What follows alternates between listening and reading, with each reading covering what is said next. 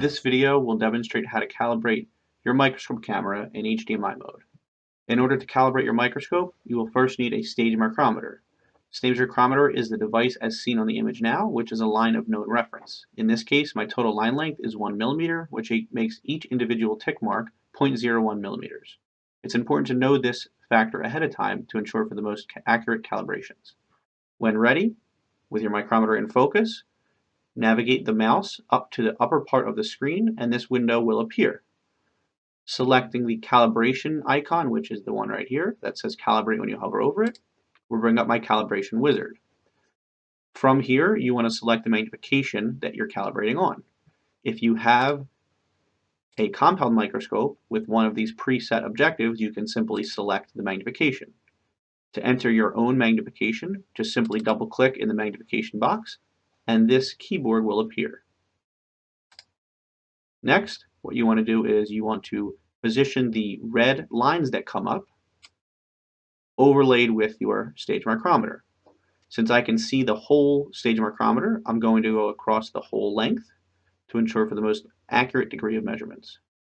So in this case, I'm going to drag the right side to the end bar, and I'm going to drag my left side to the left end bar. Now when you're at higher magnifications, it's important to note that you start and end from the same side of your line. Meaning if you're starting from the left side of my 0 tick mark here, I want to end at the left side of my 100 mark.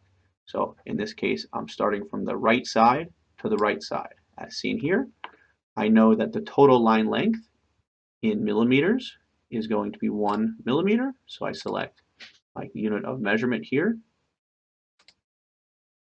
millimeters.